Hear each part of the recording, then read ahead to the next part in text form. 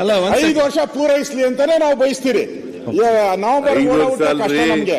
5 ವರ್ಷ ಇದ್ರೆ ಅದೇ ಪುಣ್ಯ. ನಾನು ಹೇಳುವಂತದ್ದು ನೆಕ್ಸ್ಟ್ ಬಂದಂತ ಸರ್ಕಾರ ನಾನೇ ಇರ್ತೀನಿ. ನೆಕ್ಸ್ಟ್ ಬಂದಂತ ಸರ್ಕಾರ ನೀವ ಏನಪ್ಪ ನೀ ಕಡೆ ಬಾಪ ಅವ್ರ ಕರಿಯಲ್ಲಿ ನೀ ಕಡೆ ಮಾತಾಡ್ತಾ ಇದ್ದಾನೆ. ನೋಡಿ, ಒಂದು ಸರಿ ನೀವು ದಾರಿ ತಪ್ಪಿದ್ರೆ, ಮಹಾಭಾರತದಲ್ಲಿ ನೀವು ನೋಡಿದಿರ, ಮಹಾಭಾರತದಲ್ಲಿ ಭೀಷ್ಮ ಮೊದಲು ರಾಜ ಆಗ್ಬೇಕಾಯ್ತು, ತಪ್ಪೋಯ್ತು, ಆಮೇಲೆ ಎಲ್ಲ ತಪ್ಪಿತು. ಈಗ ಇವರು ಅತಂತ್ರದ ದಾರಿ ಇಕ್ಕಿದ್ದಾರೆ, ಕವಲು ದಾರಿಗೆ ಇಕ್ಕಿದ್ದಾರೆ.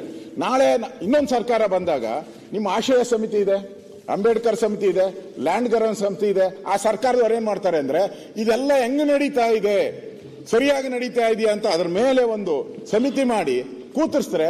MLA ಕತೆ ಏನು ಮಾಡಲ್ಲ ಅಂತ ಏನು ಮಾಡ್ಬೋದು, ಪ್ರಾವಿಷನ್ ಇದೆ. ಅವಾಗ MLA ಏನ್ ಅವ್ರ ಕತೆ ಏನಾಗ್ತೈತೆ, ನೀವು ತಪ್ಪು ದಾರಿಗೆ ಹೇಳಿದ್ರೆ ಮುಂದೆ ನಿಮ್ಗೆ ರಿವರ್ಸ್ ಆಗುತ್ತೆ. ಇದು ಬರ್ದ್ ಮಾಡ್ಕೊಳ್ಳಿ.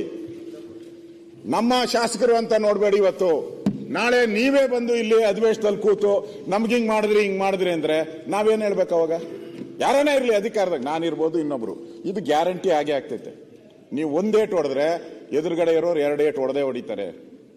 ಅದನ್ನ ಅರ್ಥ ಮಾಡ್ಕೊಳ್ಳಿ. ಇಲ್ಲಿ ಶಾಸಕರ ಗೌರವದ ಪ್ರಶ್ನೆ. ಇದು ಇತಿಹಾಸದಲ್ಲಿ ಯಾವ ಮುಖ್ಯಮಂತ್ರಿನೂ ಈ ತರದ ಬದಲಾವಣೆಯನ್ನ ತಂದಿರಲಿಲ್ಲ. ಅವರು ನನ್ಗನ್ಸುತ್ತೆ ಮುಖ್ಯಮಂತ್ರಿಗಳು ಇದನ್ನ ಮಾಡಿರಲ್ಲ, ಪಕ್ಕದಲ್ಲಿ ಇದಾರಲ್ಲ, ಅದೇನು ಹೇಳ್ತಾರಲ್ಲ ಸನ್ಯಾಸಿ ಕೆಟ್ಟ ಅಂತ, ಹಂಗ್ ಕೆಟ್ಟೋಗಿದ್ದಾರೆ ಅವರಷ್ಟೇ. ಹೆಂಗ್ ಕೆಟ್ಟೋಗಿದ್ದಾರೆ.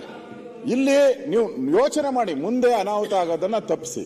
ಇಲ್ಲಿ ನಾವು ಉದ್ದೇಶ ಇರ್ತಕ್ಕಂಥದ್ದು ಸರ್ಕಾರದ ದುಡ್ಡು ಪೋಲಾಗಬಾರ್ದು, ಸರ್ಕಾರದ ದುಡ್ಡು ಟ್ಯಾಕ್ಸ್ ಪೇಯರ್ಸ್ ಹಣ ಉಳಿಬೇಕು. ಅದು DBT ಆಗ್ತಾ ಇದೆ ಎಲ್ಲ ಕಡೆನೂ. ಇವ್ರ ಅವಶ್ಯಕತೆನೇ ಇಲ್ಲ.